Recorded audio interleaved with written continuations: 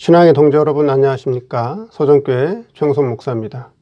오늘 여러분과 함께 은혜를 나누고 싶은 말씀은 신약성경 요한계시록 1장 6절로 7절 말씀입니다.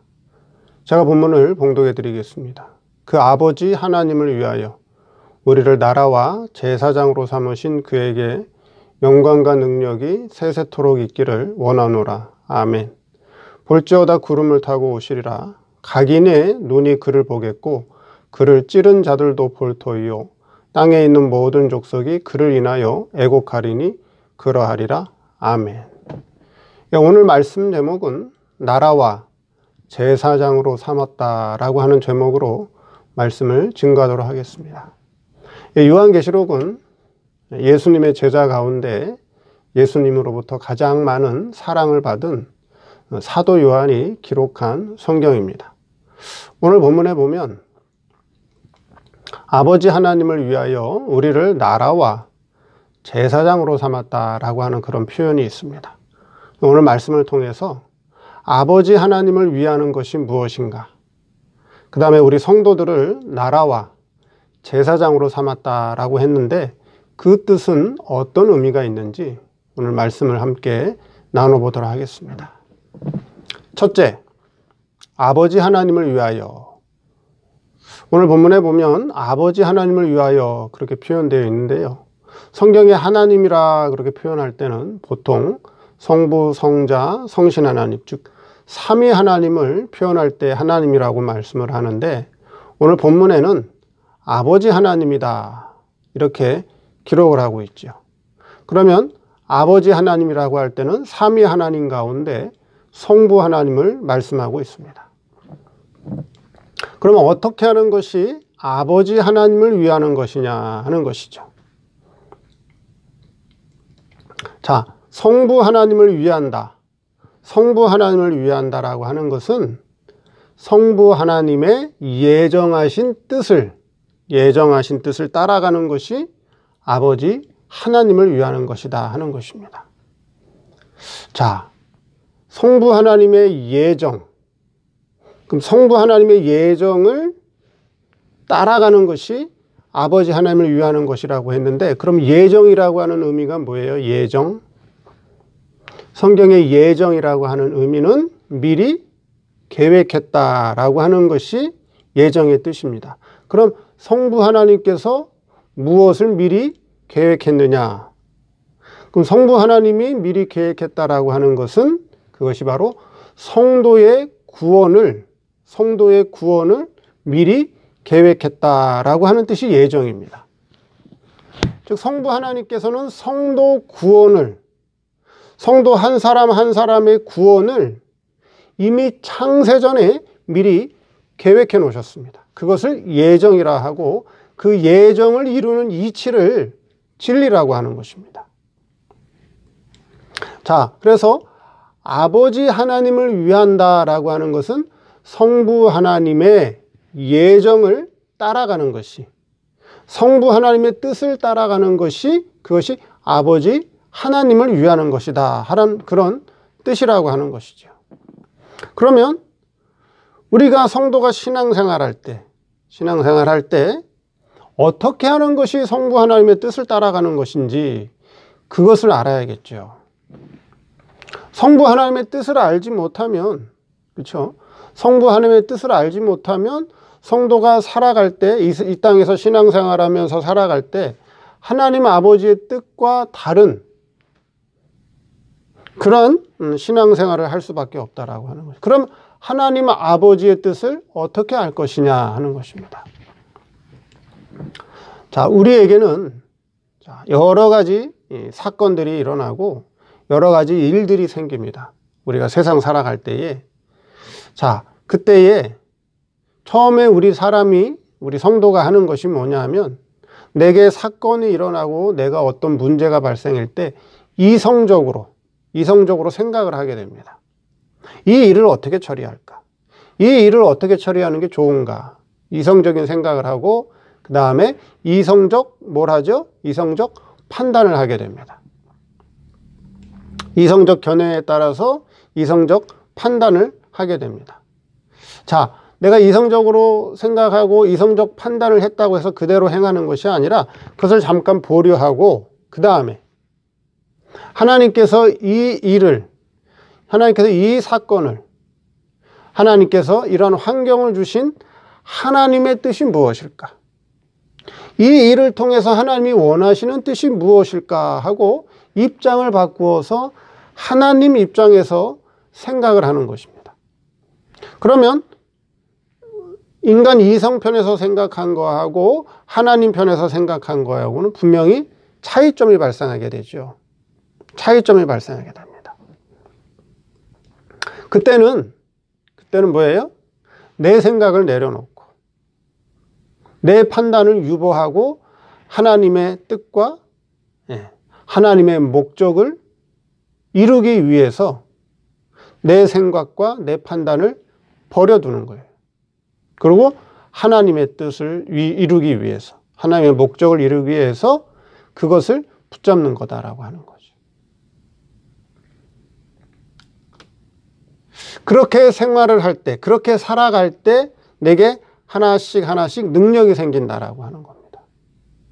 그때 하나님의 뜻을 따라가기 위해서, 하나님의 뜻을 이루기 위해서 때로는 내 생각을 버려야 되기 때문에 어때요? 때로는 내가 희생할 때도 있고 양보할 때가 또 있고 때로는 손해볼 때도 있고 때로는 어때요? 내 자존심을 죽여야 될 때도 있고 때로는 억울한 일을 당해야 될 때도 있다라고 하는 거죠. 그래도 그것이 하나님의 뜻이라면, 그것이 하나님이 진정 기뻐하는 하나님의 뜻이라면 그것을 묵묵히 잘 감당해 나가면 성도에게 무엇이 생기느냐? 능력이 생긴다라고 하는 거예요. 능력이 생긴다. 힘이 생긴다라고 하는 것이. 그것이 마태복음 25장의 열천여 비유에서 그게 바로 기름이라고 하는 겁니다. 능력이 내 안에 점점점 쌓이게 된다라고 하는 것이죠. 그런데 오늘날 성도들이, 오늘날 교회들이 다 교회 사업을 하고, 그렇죠? 신앙생활을 하는데 다 하나님을 위해서 한다. 다 주님을 위해서 한다. 교회를 위해서 한다고 해요. 타이틀은 다 하나님을 위해서 한다고 해요. 타이틀은 다 하나님의 뜻을 이루기 위해서 한다고 해요. 근데 과연 그 일들이 정말 하나님의 영광을 위해서, 하나님의 뜻을 이루기 위해서 하는 것인지, 아니면 자신들의 이름을 드러내고 자신들의 업적을 자랑하고 세상에서 이름을 크게 내고 세상에서 성공했다라고 하는 소리를 듣고 싶어서 자기의 욕심을 이루기 위해서 하는 것인지 그것을 살펴볼 필요가 있다라고 하는 거예요. 예를 들어서 이단하고 사이비 분명히 잘못된 신앙이다. 저건 성경에서 벗어난 신앙이다. 그게 이단하고 사이비입니다. 근데 이단하고 사이비가 어때요? 타이틀은 다 좋은 걸 걸어놓고 해요. 타이틀은 다 좋은 걸 걸어놓고 한다고요. 교회를 위해서 한다. 하나님의 영광을 위해서 한다. 성교를 위해서 한다. 복음을 위해서 한다. 영혼 구원을 위해서 한다. 다 좋은 타이틀을 걸어놓고 하지만 실상 그게 뭐 하는 거예요? 이단의 행위고 사이비의 행위를 하면서도 타이틀은 다 좋게 걸어놓고 한다는 거죠. 근데 그것이 교회 안에서도, 정상적인 교회 안에서도, 정상적인 성도의 삶 속에서도 그와 같이 타이틀은 좋은 걸 걸어놓고 실제 하는 것은 자기의 욕심을 이루기 위해서, 자기의 이름을 드러내고 자기의 업적을 세상에서 자랑하기 위해서 하는 것이 많다는 거죠. 그거는 하나님의 뜻을 이루기 위해서 하는 게 아니라고 하는 거예요. 그건 하나님의 뜻을 이루게 하는 것이 아니라 자기의 목적을 이루기 위해서 하나님의 이름을 팔아먹는 행위가 된다라고 하는 거예요. 그래서 하나님 아버지의 뜻을 이루는 것이 예정인데 그 하나님의 뜻을 이루기 위해서 아버지 하나님을 위해서 하는 그 일에는 때로는 희생이, 때로는 손해가, 때로는 아픔이, 때로는 고난이 있을 수 있다라고 하는 거죠. 예수님이 이 땅에 오셨죠. 성자 하나님이 사람의 몸을 입고 이 땅에 내려오셨습니다. 자기의 뜻을 이루기 위해서 오셨나요? 아버지 하나님의 뜻을 이루기 위해서 예수님이 오셨나요? 자기의 뜻을 이루기 위해 오신 것이 아니라 아버지 하나님의 뜻을 이루기 위해서 이 땅에 신이, 성자 하나님이 사람의 몸을 입고 이 땅에 내려오셔서 어떻게 했죠? 희생제물이 되셨다라고 하는 거예요. 그게 아버지 하나님을 위하는 삶이다 하는 것입니다. 두 번째, 우리를 제 나라를 삼았다 그렇게 말씀하고 있습니다. 하나님의 예정한 뜻을 따라 우리 성도를 나라 삼으셨다 하는 것입니다. 그럼 우리 성도를 나라 삼았다라고 하는 의미는 뭐냐 하는 거죠. 즉 나라, 국가의 3요소가 있죠. 자, 국가의 3요소, 나라의 3요소는 뭐예요? 첫째, 주인, 주권. 국민이 있어야 되고 영토가 있어야 된다 하는 것입니다. 그리고 우리 성도를 나라 삼았다라고 하는 것은 뭐예요? 우리 성도가 하나님의 뭐예요? 국민이 되었다라고 하는 것이고, 또 하나님의 통치가 내 안에서 이루어지고 있다라고 하는 것입니다. 그래서 하나님이 주인이 되어서 하나님의 통치가 내 안에서 이루어져야 된다. 그게 뭐예요? 나라 삼았다라고 하는 것입니다. 나라. 그래서 우리 성도에게는 내주하시는 하나님이 계셔요. 내주하는 하나님. 우리 성도에게는 내주하는 하나님이 계시는데 그 하나님을 통해서 우리를 지금 무엇을 하고 계시느냐? 다스리고 계신다는 거죠. 그 내주하는 하나님이 누구예요? 성부 하나님, 성자 하나님, 성신 하나님 가운데. 예, 성신 하나님이 우리 성도 안에 내주에 계시죠. 그래서 성신 하나님이 우리 안에 내주에 계시면서 뭐하고 계셔요? 우리의 마음을 감화하셔서 우리를 하나님께로 신앙의 바른 길로 인도하시고 이끌어주고 계셔요. 그게 하나님의 나라된 백성의 삶이에요. 그렇게 살아가는 것이 바른 신앙생활이에요. 근데 오늘날 이 성도의 주체, 주인이 누가 되어 있느냐 하는 것이죠. 자기 자신이 주인 되어 있느냐, 아니면 성신 하나님이 주인 되어 있느냐 하는 것입니다. 그러면 성신의 인도를 받는 것이 무엇이냐? 그렇죠. 성신의 인도를 받고 성신 하나님이 내 안에서 주인 되어서 성신 하나님의 통치를 받고 성신 하나님의 인도를 받는 삶이 어떤 삶이냐 하는 것이죠. 성신의 인도를 받는다고 해서 무슨 표식이 있는가 하는 것입니다. 성신 하나님의 역사는 인간의 이성 배후에서 일을 하고 계시기 때문에 우리 이성이 느낄 수는 없어요. 그래서 성신이 내 안에서 일을 하고 계신다. 성신이 우리를 통치하고 인도하고 계신다라고 하는 것을 어떻게 느낄 수 있느냐 하는 것입니다. 그러면 내 속에 들어온 생각이, 내 속에 들어온 생각들, 내 속에 들어온 판단들, 내 속에 들어온 견해가 이게 세상에 맞춘 것인지 아니면 영원한 내세에 맞춘 것인지, 아니면 이기적인 생각인지 이타적인 생각인지, 아니면 소아를 위한 것인지, 작은 나, 소아를 위한 것인지 아니면 대아를 위한 것인지 살펴볼 수 있어야 된다라고 하는 것이죠. 세상에 맞춘 생각은, 세상에 맞춘 판단은 그건 뭐예요? 그럼 자기가 주체가 된 것이고, 영원한 내세에 맞춘 생각은 성신 하나님의 인도를 받는 것이고, 이기적인 생각은 옛사람 자기가 주체가 된 것이고, 이타적인 생각은 성신 하나님의 감화 감동에 이끌린, 그렇죠? 성신 하나님의 인도요.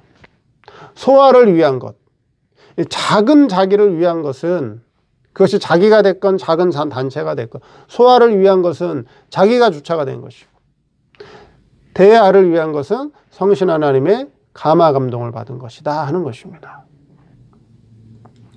그래서 하나님의 주권 아래서 하나님의 통치를 받고 살아가는 그 성도는 자기 주장, 자기 주관, 자기 욕심을 버리고 성신 하나님의 인도를 받는 것이, 그것이 가장 큰 행복입니다.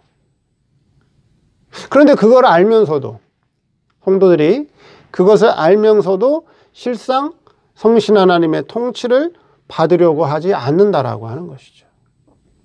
그래서 성도들이 생각하는 그 생각과 실제 행동이 일치하지 않을 때가 많아요. 차이가 너무 많이 난다라고 하는 것이죠. 그렇게 차이가 많이 나는 것은 뭐예요? 아직 그리스도의 나라가 되지 못됐다. 아직 하나님의 통치가 내 안에서 이루어지지 않고 있다라고 하는 것이에요. 오늘날 교회와 성도들이 세상으로부터 왜 욕을 얻어먹고 왜 참 신실한 성도들이 교회를 떠나고 있느냐 하는 거죠.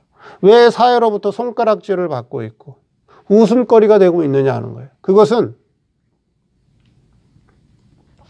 하나님의 나라가, 예수 그리스도의 나라가, 성신 하나님의 통치가 내 안에서 이루어지지 못하고 있기 때문이다 하는 거예요.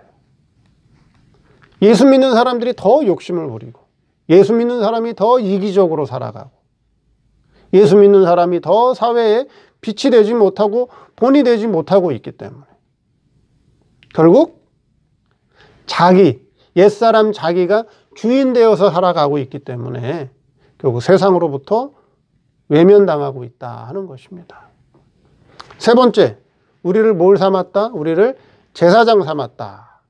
그렇게 말씀하고 계십니다. 자, 제사장이라고 하는 건 뭐죠? 제사장이라고 하는 것은 하나님과 백성 사이에 화목을 시키는 것이 제사장의 일이었습니다. 그래서 구약에는 성도들이 죄를 지으면 직접 하나님께 나가 제사를 지내지 못했습니다. 그래서 제물을 들고 제사장한테 가면 제사장이 그 제물을 희생 제물을 잡아서 그 백성 대신 제사를 드렸습니다.